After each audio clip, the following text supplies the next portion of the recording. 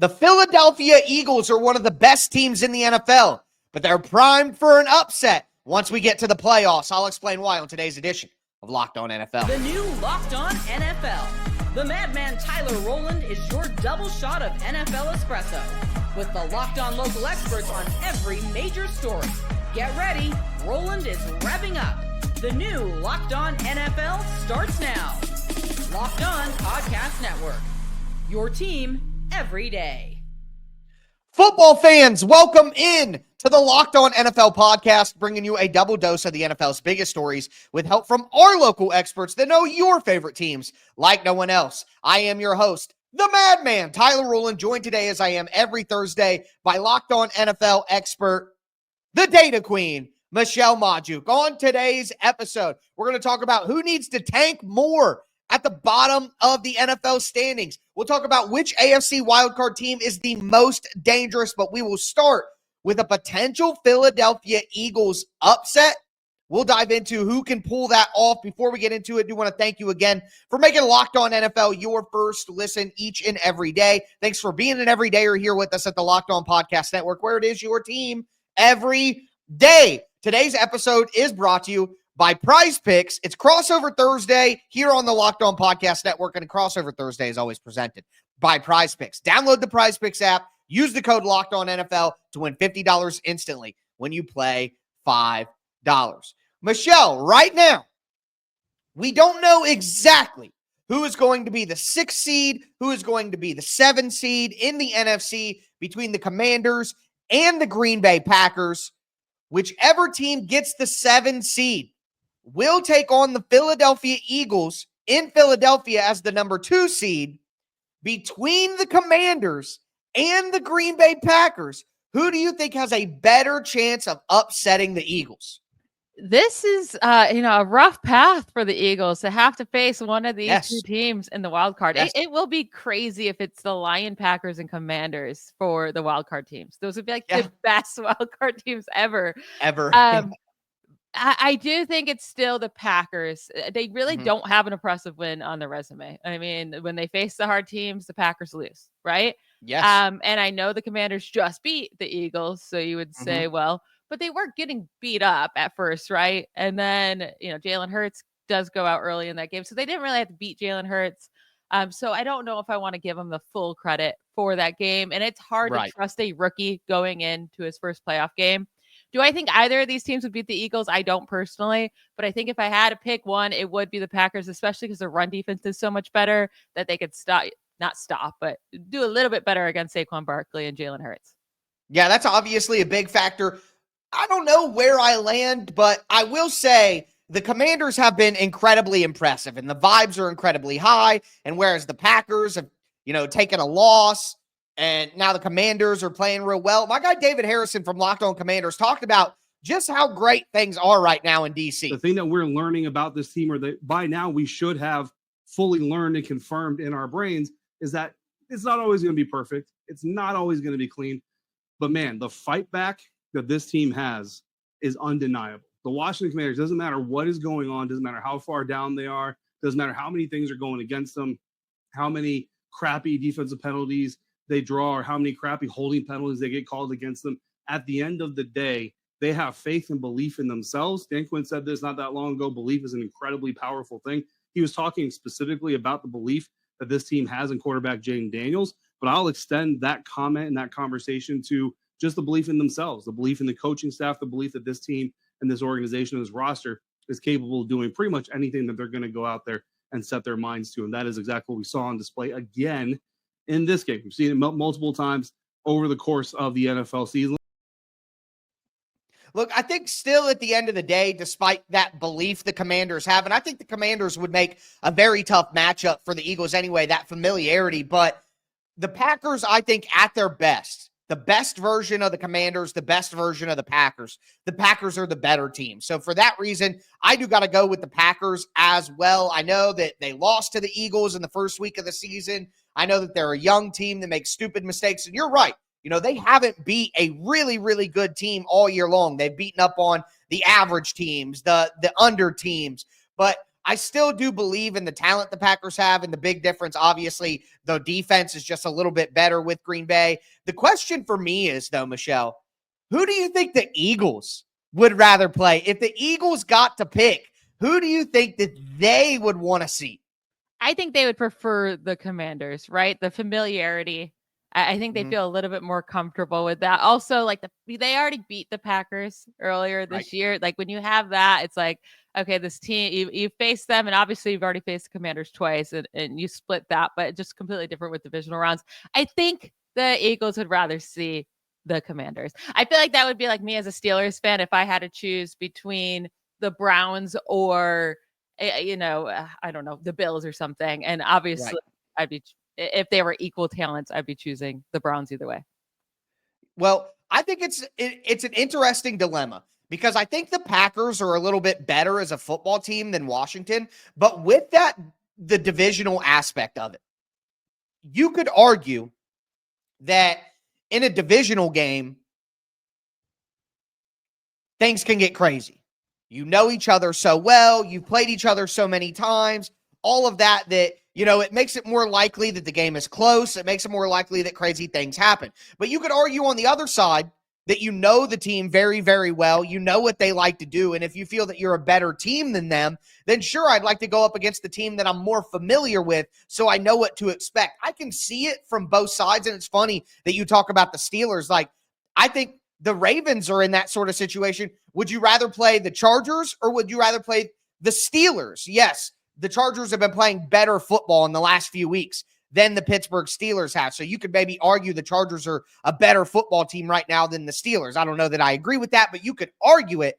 But when you play those division games and you play the Steelers, things get crazy. I know Ravens won by a lot last time, but the Steelers beat them already. So it's like the same thing. Would you rather play the divisional opponent that you know, understanding things could get weird, or would you rather play the team that maybe is better, but there's more uncertainty there?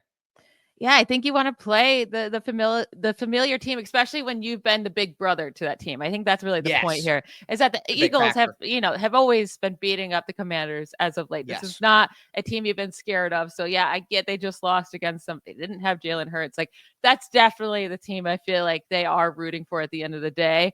And especially because you have the young rookie quarterback back there. Jordan Love got his experience last year in the playoffs. Now they come in feeling a lot more confident. You don't have that with Jaden Daniels yet, and we see it all the time. These rookies can have good rookie seasons. They get into the playoffs. It's just, obviously you're facing way tougher competition, but it's just a whole different playing field, and they have to get that experience under their belt before, you can feel confident with them winning games in the playoffs. Yeah, I'm with you there. So I think both of us are on the same page. I think the Eagles would prefer to play the Commanders. I think the Packers represent a tougher challenge and a more likely path to an upset. But we're diving into the playoffs even more. Who is the most dangerous AFC wildcard team? We're going to get Michelle's thoughts on her sliding Pittsburgh Steelers. It's part of the Locked On Podcast Network, your team every day. Today's episode is brought to you by Gametime. Gametime is the best place to buy tickets. I love going to live events, whether it's sports, music, theater, comedy. One of my favorite memories was attending a concert last year. I went to the Drake concert with J. Cole. It was incredible. The energy, the excitement, unforgettable. Now Gametime has made it even easier for you to get tickets to your favorite events with their new features, Gametime Picks. This feature filters out the fluff to show you only incredible deals on great seats, so you don't have to waste time searching through thousands of tickets. Recently, I was looking for tickets to an upcoming event using the Gametime app, and with Gametime Picks, I found amazing deals and could even see a view from my seat before buying. The super deal was particularly impressive, offering great seats at unbeatable prices. Plus, the app's all-in pricing shows the total cost up front with no surprise fees at checkout. The best part, when I won, I got paid instantly. Take the guesswork out of buying tickets with Gametime. Download the Gametime app, create an account, use the code LOCKEDONNFL for $20 off your first purchase. Terms apply. Again, create an account, redeem the code LOCKEDONNFL for $20 off. Download the Gametime app today. What time is it? It's game time. All right, Michelle, let's continue today's edition of Locked On NFL. We talked about upset chances for the Philadelphia Eagles and which team they would want to see. But now I want to talk about which of these AFC wildcard teams might actually be able to make a push. So 5 teams are kind of in the conversation right now. We have the 3 standard who are currently the wildcard teams: the Steelers, the Chargers, the Broncos. But then, of course, the Bengals and the Dolphins are still alive. We think, at least I thought for most of the year, that the Steelers were clearly a level above the Chargers and the Denver Broncos, the Bengals. I had the Steelers a level above those guys, but they have been sliding in recent weeks. There are some trends that aren't great, and my guy Chris Carter from Locked On Steelers talked about those trends with the Steelers. They averaged 14.3 pressures per game according to Sports Information Systems. In these last 3 games, they averaged 13 pressures per game. Now, that's the difference between 4th best and 9th best in the NFL during those stretches, but that's still a good rate of pressuring. Now, they did get 2.5 sacks per game in those first 13 games and only 1.3 sacks per game in these last 3 games. So there's a small drop-off in sacks as far as them finishing plays, but that comes with playing, Jalen Hurts and Lamar Jackson and Patrick Mahomes, 3 of the more elusive and really good quarterbacks in the league. But I think there's more numbers here that point at the things that the Steelers know they can do well. And frankly, I know they can do it because I've seen them do it all season, that they just didn't do in these games. And not because there's some magic that's just these 3 teams just, that wouldn't let them do it. Because again, they did some of these things against the Ravens the first time. But these are things that sometimes you have bad days. Sometimes you have bad stretches. And the Steelers have to overcome them. And again, I think it's within their own power to overcome them. Do you agree with Chris here? Do you believe that the Steelers' bad slide here is kind of just timing and some tough opponents? Or do you believe that they've truly regressed from the peak that they had earlier in the year? And then, of course, do you think they're the most dangerous AFC wildcard team? So we can say it's been a bad stretch of games, right? With the hard opponents, but they looked so bad during those 3 games. So bad. They were not competitive. They did not make these games close. It was not like, okay, we lost to some hard teams, but we kept it close. It's like they were clearly a whole foot below these other teams, right? Yeah. And Russell Wilson has regressed. He's not looking like he was when he first came out. He is making stupid mistakes now. He cannot hold on to the ball to save his life. Anytime he gets hit, it's driving me crazy. And then the only thing he could do well is those moon balls to George Pickens, and they don't do him enough, but they refuse to throw over the middle. It drives me crazy. And then the defense, though, is really the part that's struggling, because after their week 9 bye, they have been, they're the number 2 scoring defense in the league from before their bye, and now they're ranked 22nd in points per game allowed since their week 9 bye. TJ Watt hasn't had a sack or a quarterback hit in either of the last 2 games after his ankle injury against the Eagles. It's not looking good for them. I think they can beat the Texans if that's their first round matchup, but they're not the best wild card, in my opinion. That has to go to the Chargers. Yeah, no, I'm with you there. I fully agree. And I think I would go with the Chargers as well. Justin Herbert is the best quarterback out of the teams that are actually in. Obviously, if you put Joe Burrow in there, I'd probably go Burrow over Herbert. But I think Herbert's right behind that top 4 group of guys with Mahomes, Allen, Lamar, Burrow. I think Herbert's right in that group behind those guys. So still very good. Their defense, obviously, very, very good. And with Ladd McConkey and J.K. Dobbins back healthy, they have a little bit more pop on the offensive side of the ball. The problem is with the Chargers is because they lost to the Steelers, there's not a very good chance that the Chargers can jump them in the final standings. You know what I mean? So if the Chargers are playing the Ravens and the Steelers get to take the Texans, I have to pick the Steelers, because if the conversation is who can make a deep playoff run or who's the most dangerous team, at the end of the day, there is no way in my mind that the Chargers are going to beat the Baltimore Ravens. I refuse to believe that, no matter how well the Chargers are playing football. So if it was just in a vacuum, I would go with the Chargers as well. But considering what the layout in the playoffs could be, I think I have to go with the Pittsburgh Steelers. And I also think that while the Steelers are trending in the wrong direction, it's definitely something to be concerned about.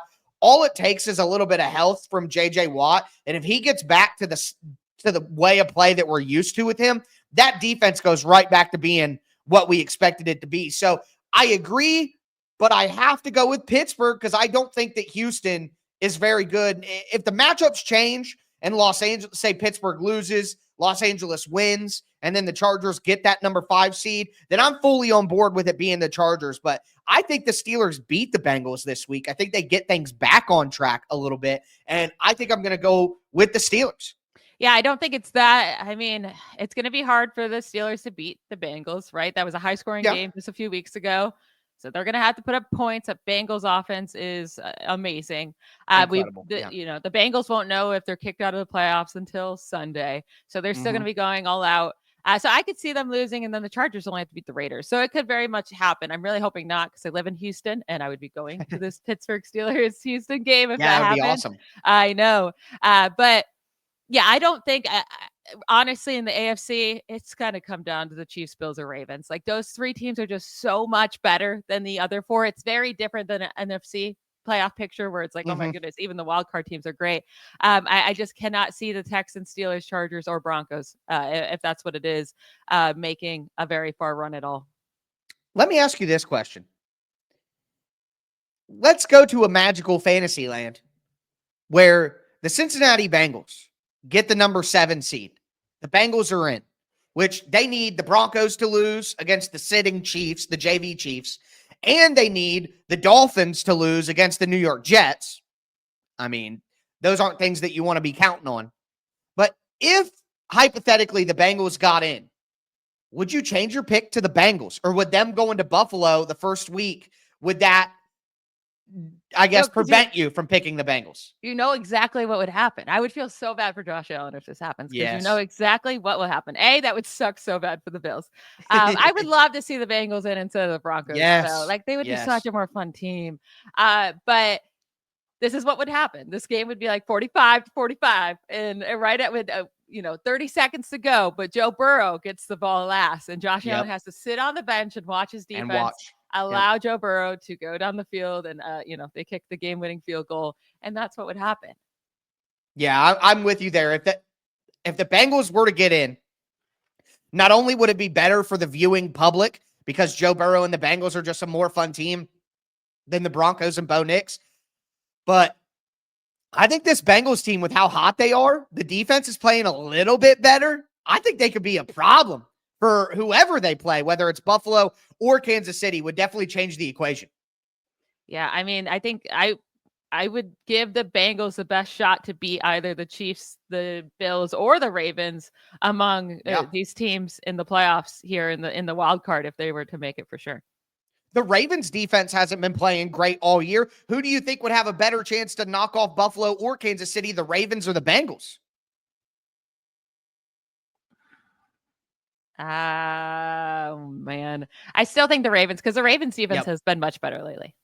Yeah, I agree with you. The Ravens defense is better than the Bengals defense. And with Derrick Henry in the backfield, I just trust the run game of the Ravens more than the Bengals run game. Both the quarterbacks are absolutely incredible, of course. But with that being said, we've talked about a ton of good teams. Let's talk about some crappy teams. Who needs to tank more? Do want to let you guys know that today's episode is brought to you by FanDuel. The NFL playoffs are almost here, but it's not too late to get in on the regular season action with FanDuel, America's #1 sportsbook, because right now, new customers can finish the season strong with $250 in bonus bets if you win your first $5 bet. That's $250 in bonus bets if you win your first $5 bet. FanDuel has so many ways for you to pick up a W. I love betting on which player will score a touchdown, how many points each team will score, and of course, they have the spread, the money line, over-unders, and on tomorrow's Locked On NFL, we're going to be giving out our best bets of the week, so you don't want to miss that. But make sure that you visit FanDuel.com to join today. That's FanDuel.com for your chance at $250 in bonus bets. Make every moment more with FanDuel, an official sportsbook partner of the NFL. All right, Michelle, let's cap off today's edition of the Locked On NFL podcast. We talked about the upset potential of the Philadelphia Eagles first-round matchup, talked about some dangerous AFC wildcard teams and who we believe in most. Now I want to change the tone a little bit here and talk about some of these teams at the bottom of the standings. Before we do, thanks again for making Locked On NFL your first listen each and every day. Make sure you check out the afternoon edition of Locked On NFL with Tony Wiggins in the barbershop. Break down all the best NFL topics as well. But looking at the bottom of the NFL or the top of the draft order, you have the New England Patriots with the number 1 pick. You have the Tennessee Titans with the number 2 pick, and then you have the Cleveland Browns with the number 3 pick. Out of those teams, which of them needs to tank even more? We can have our thoughts, Michelle, but Locked On Browns isn't really concerned about the tanking. I understand that the Browns at this point, many fans, maybe yourself included, are all in on this idea of Cleveland trying to get the best possible draft pick. And obviously, there was a lot that came with that this weekend, a lot of good positives that came with that this weekend, because nobody envisioned the Giants pulling off the win that they did over the Indianapolis Colts to help the Browns get an even higher pick. You knew Jacksonville and Tennessee was going to be a game that impacted where the Browns fell. And in the end, they get the number 3 pick through 17 weeks of the season. And so long as they lose on Saturday against the Baltimore Ravens, they are guaranteed a top 3 pick in the draft. So that's the good news if you're somebody who's kind of rooting actively for the Browns to tank their season and, not actively try to win. Do you think that the Browns should tank their season and not actively try to win? And do you think that they need that first overall pick more than the 2 teams ahead of them in the Titans and the Pats? No, the Titans clearly need it the most, right? Like, I don't know what the Browns' plan is, but they screwed themselves over the moment they made that deal for Deshaun Watson, right? Yes. I don't know how they make their way back, but they also are in an insanely hard division with the Ravens and the Steelers and the Bengals. It's going to take more than just moving up another spot. And then, there's a few quarterbacks at the top of this class. They could just choose one. You never, we saw this year, Jaden Daniels ended up being the best one, at least in their rookie season, even though Caleb Williams was talked about. So you never know. I don't think it's the Browns. It's not the Patriots because they need weapons for Drake May, right? We knew going. Right. They have their quarterback. I refuse to let the Patriots win this argument. They have their quarterback. Therefore, they do not need the tank the most. And you cannot evaluate Drake May, honestly, this year. We knew going into this year, he had nothing around him. Yes. They're going to get him a weapon at the top of the draft. They don't need it. The Titans are easily the answer here, or it would have been the Giants, but they stupidly are excited about winning last week. They needed to get Malik Neighbors, a real quarterback, but that's besides the point. The Titans, Will Levis isn't it. All right. He's not it. Yes. Obviously, Mason Rudolph is not it. They're in a terrible division. I don't care. I get the Texans are in there and they'll keep being up there, but this division was very winnable this year. It can be winnable again next year. They just need to find a good young quarterback, and you want to be in that spot where you can make your decision of what quarterback you want to go with. Number 1. I think this is easily the Titans that need to get this pick. I agree 100%. And obviously I cover the Titans, so it's a little bit of home cooking. But at the end of the day, like we said, the Patriots have their quarterback, and there is no more desperate spot in the NFL than not having a quarterback. And like you mentioned with Deshaun Watson, we can talk about the Browns getting a quarterback all we want, but they restructured Deshaun Watson's deal, added 2 void years on the back. That indicates that they plan to keep Deshaun Watson around at least for another season or 2 before they're willing to eat all the dead money that will come with releasing him. So to me, that's an admission of we can't release him. We have to make this more, appetizable, if that's a word, digestible. I'll switch it to that. Better. We'll just go there. It makes it more digestible to cut him in future years. But I don't think the Browns are going to take a quarterback in this draft. I think they're going to try to add pieces around. And because of that, I'm going to go with the Titans as well. Dear God, Michelle, I need some hope. And here's the thing, though. Like you said, the division is incredibly winnable in the AFC South. And while I'm not certain that Shedeur Sanders or Cam Ward is Jaden Daniels was a better football player in college than both of those guys, it still shows you just how quickly a young quarterback can change things. We saw it with Joe Burrow in Cincy. We saw it with CJ Stroud in Houston. Houston may have had a down year, but they still have won the division 2 years in a row. That's what CJ Stroud can do for you. Their best stuff is when he is cooking with those wide receivers. So to me, with the winnable division, the lack of hope in the franchise and the lack of a preventable obstacle like the Deshaun Watson situation, it is clearly the Tennessee Titans. Yeah, and they're going to have a hard time. There's not really any great free agent quarterbacks anyways, but if they were trying to get a Kirk Cousins, Kirk Cousins isn't going to come there, right?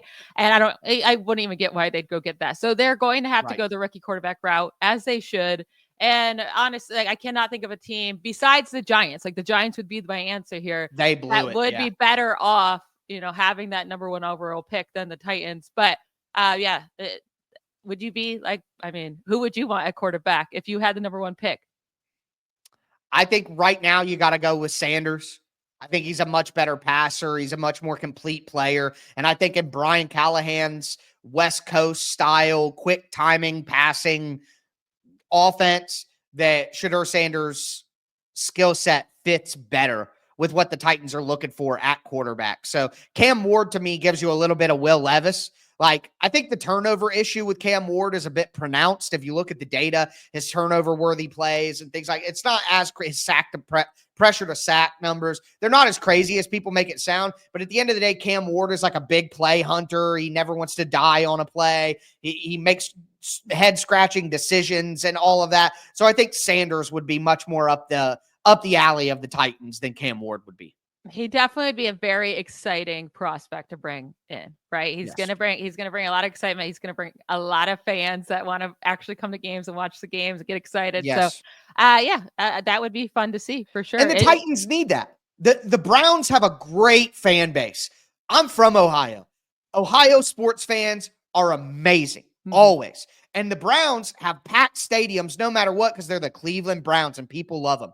The Titans, on the other hand, the stadium is empty. If it's not empty, it's all the other team's fans. I went to a game this year. It was a Packers home game at the Titans stadium. That's how bad it was. The Titans desperately need some excitement, some pop, something to get people excited about the franchise. So from that perspective, I fully agree. Yeah, there's too much to do in Nashville, right? You got to be an exciting team for people to say, while I'm in Nashville, I'm going to actually, go see a game instead of doing something a lot more fun. So you got to make it a fun environment, a winning environment to get people into your stadium. So I'm all on your side here. The Titans, let's tank, get you that number 1 pick. The Patriots don't need it. Yeah, I'm with you. Bust down my AP. Perfect timing, baby. Shedeur Sanders in Nashville. But with that being said, that's going to do it for us today. Make sure, again, that you check out the afternoon edition of Locked On NFL. Make sure you get subscribed, stay subscribed for year-round free NFL content here on the Locked On NFL podcast. For me, your host, the bad man, Tyler Rowland, and my co-host, the Data Queen, Michelle Majuk. As we always tell you every episode, stay safe out there. Bye, y'all.